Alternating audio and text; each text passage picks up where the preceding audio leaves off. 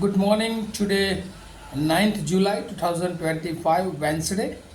Wisdom of word of God morning ડિવોશનમાં આપ સર્વનો આવકાર કરવામાં આવે છે અને પ્રેમી સલામ પાઠવવામાં આવે છે. આજે સવારે આપણે નીતિવચનોના પુસ્તકમાં એમનો 13મો અધ્યાય અને 13મી કલમ પર પ્રભુનું ટૂંકું મનન વચનમાંથી કરવા માગીએ છીએ.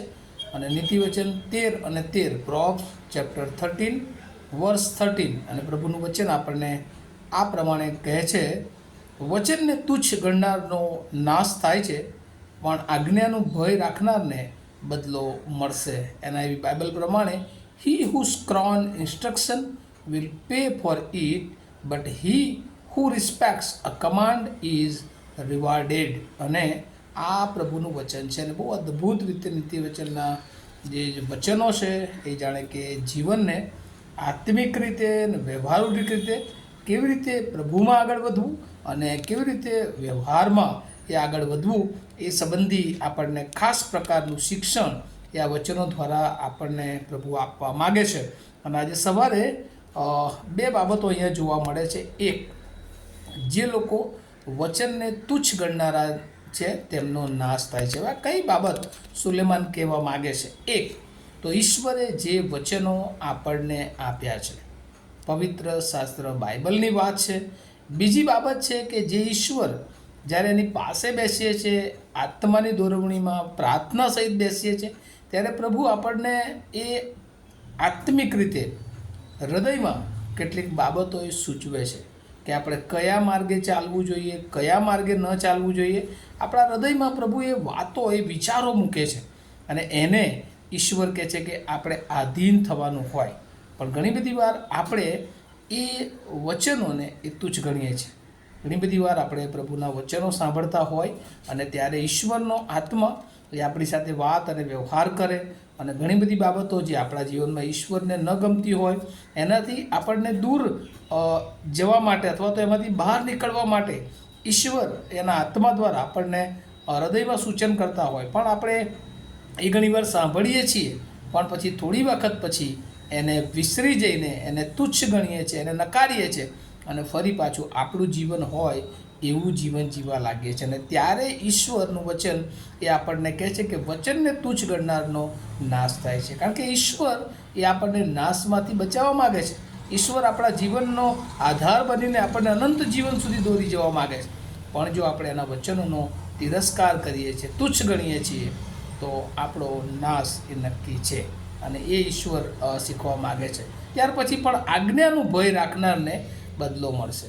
અને જે લોકો સતત દેવની આજ્ઞામાં છે, દેવની આધીનતામાં જીવન જીવે છે, અને એ લોકોને પ્રભુ ચોક્કસ એ જ્યારે લેવા આવશે ત્યારે એનો રિવાર્ડ, એનો બદલો એને મળનાર છે. અને આ એક આત્મિક બાબત છે કે રોજ પ્રભુનું પવિત્ર વચન વાંચવું, પણ વાંચવાની સાથે સાથે જ્યાં જ્યાં ઈશ્વર એના આત્મા દ્વારા એ વચનોથી આપણને સ્પર્શ કરે છે એ વચનો આપણા જીવનોમાં લાગુ કરીએ. આપણે આપણા જીવનને વચનો દ્વારા રોજે રોજ શુદ્ધ કરીએ. એટલા માટે આ પવિત્ર વચનો આપવામાં આવ્યા છે. ખાલી કેવળ વાંચવું જ નહીં, ટાઈમ આપવો, પ્રભુનું ભજન કરવું, પણ સાથે સાથે જે પ્રભુ સલાહ સૂચન આપે છે એ બધી આપણે માનવાની હોય છે. અને ત્યાર પછી એ આત્મિક જીવનની સાથે સાથે હવે સાક્ષીરૂપ જીવન બીજાઓની આગળ માણસો તરીકે પણ પ્રભુ કહે છે કે આપણા સંબંધો એ ઈશ્વર સાથે બરાબર હોય અને માણસો સાથે પણ બરાબર હોય. અને એ માણસો સાથેના સંબંધોમાં એ વચનોની વાત, એ વ્યવહારિક વાત આવે છે કે કોઈકને આપણે કોઈ ખાસ વચન આપ્યું હોય અને પછી આપણો સ્વાર્થ પૂરો થઈ જાય અને પછી આપણે એને ભૂલી જઈએ. જો એવું કરીએ છીએ તો ઈશ્વર એ ન્યાય અને નેકી ચાહે છે. આપણું જીવન એ પ્રમાણિક હોય. આપણે જો કોઈકને વસ્તી વાત કહી છે, કશું વચન આપ્યું છે, તો એને પાળવું જોઈએ. કારણ કે બાઇબલ પણ કહે છે કે તું મારી પહેલાં, ઈશ્વર કહે છે કે આવતા પહેલાં તું તારા ભાઈની સાથે સમ કર. એનો મતલબ એકબીજાને માફ કરવાની વાત, એકબીજાને વચનો આપ્યા છે, એકબીજાને મદદ કરવાની ભાવના છે, અને પછી સ્વાર્થી બનીએ તો ઈશ્વર એ બધું જોઈ રહ્યા છે.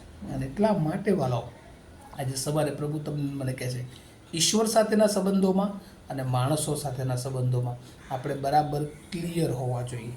ખાલી આપણા સ્વાર્થ માટે કોકને વચનો આપી દઈએ અને પછી આપણે પાળીએ નહીં તો આપણે માણસોના ગુનેગાર તો નહીં પણ દેવના ગુનેગારો બનીએ છીએ.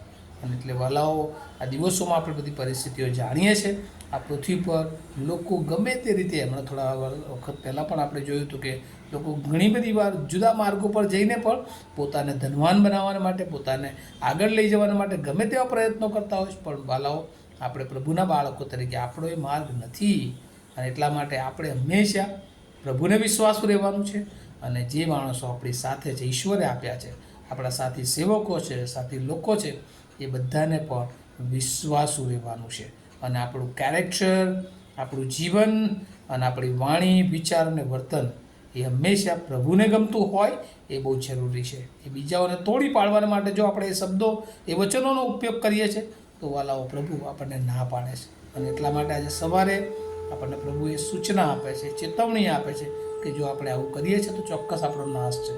પણ જો આપણે આજ્ઞાનું ભયમાં છીએ, પ્રભુની વાત સ્વીકારીએ છીએ, આપણા વડીલોનું માનીએ છીએ, આપણે આપણા જીવનમાં આપણે કોણ છીએ એ જાણીને જો આગળ વધીએ છીએ તો પ્રભુ ચોક્કસ એનો બદલો એક દિવસ આપણને આપવાના છે. પૃથ્વી પર પણ ઈશ્વર બદલો આપનાર દેવ છે.